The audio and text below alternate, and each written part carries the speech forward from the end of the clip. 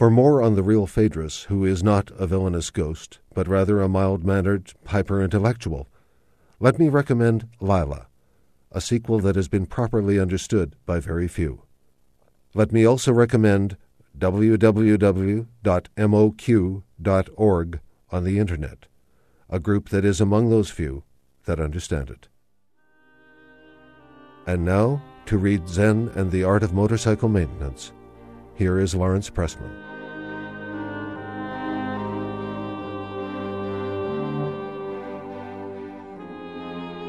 Author Robert M. Pirsig begins Zen and the Art of Motorcycle Maintenance with this foreword.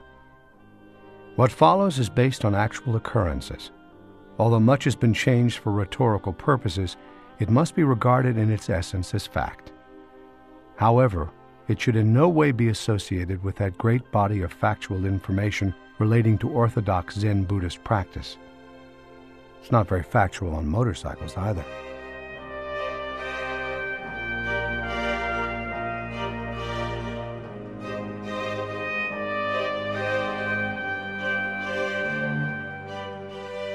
I can see by my watch, without taking my hand from the left grip of the cycle, that it is 8:30 in the morning. The wind, even at 60 miles an hour, is warm and humid. When it's this hot and muggy at 8:30, I'm wondering what it's going to be like in the afternoon. In the wind are pungent odors from the marshes by the road. We are in an area of the Central Plains filled with thousands of duck-hunting sloughs, heading northwest from Minneapolis toward the Dakotas. This highway is an old concrete two-laner that hasn't had much traffic since a four-laner went in parallel to it several years ago. I'm happy to be riding back into this country. It's a kind of nowhere, famous for nothing at all, and it has an appeal because of just that. Tensions disappear along old roads like this. Here and there is a stretch of open water, and if you look closely, you can see wild ducks at the edge of the cattails, and turtles. There's a red-winged blackbird. I whack Chris's knee and point to it. "Blackbird!" He grabs the back of my helmet and hollers up, "I've seen lots of those, Dad."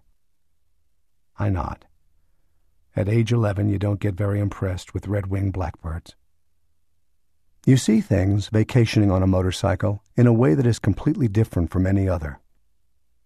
In a car, you're always in a compartment, and because you're used to it, you don't realize that through that car window everything you see is just more TV. You're a passive observer, and it is all moving by you boringly, in a frame. On a cycle, the frame is gone. You're completely in contact with it all. You're in the scene, not just watching it anymore, and the sense of presence is overwhelming. That concrete whizzing by 5 inches below your foot is the real thing. Chris and I are traveling to Montana with some friends, and may be headed farther than that. Plans are deliberately indefinite. More to travel than to arrive anywhere. We are just vacationing. Secondary roads are preferred. Paved county roads are the best, state highways are next. Freeways are the worst. Roads with little traffic are more enjoyable, as well as safer. Roads free of drive-ins and billboards are better. It was some years ago that my wife and I and our friends first began to catch on to these roads.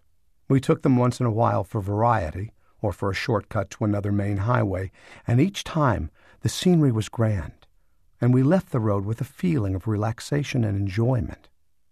We did this time after time before realizing what should have been obvious. These roads are truly different from the main ones.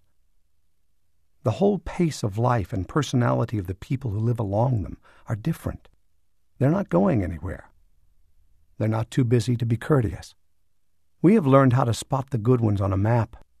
If the line wiggles, that's good. That means hills. If it appears to be the main route from a town to a city, that's bad. If you are going northeast from a large town, you never go straight out of town for any long distance. You go out and then start jogging north, then east, then north again, and soon you're on a secondary route that only the local people use. The main skill is to keep from getting lost. Since the roads are used only by local people who know them by sight, nobody complains if the junctions aren't posted, and often they aren't. So we navigate mostly by dead reckoning and deduction.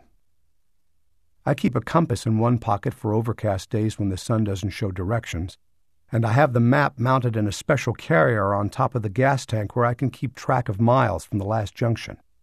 With those tools and a lack of pressure to get somewhere, it works out fine, and we just about have America all to ourselves. Unless you're fond of hollering, you don't make great conversations on a running cycle. Instead, you spend your time being aware of things and meditating on them. On sights and sounds, on the mood of the weather and things remembered, on the machine and the countryside you're in, thinking about things at great leisure and length without being hurried and without feeling you're losing time. What I would like to do is use the time that is coming now to talk about some things that have come to mind. This will be a sort of Chautauqua. Like the traveling tent show Chautauquas that used to move across America, this America, the one that we are now in. They were an old-time series of popular talks intended to edify and entertain, improve the mind, and bring culture and enlightenment to the ears and thoughts of the hearer. The Chautauquas were pushed aside by faster-paced radio, movies, and TV, and it seems to me the change was not entirely an improvement.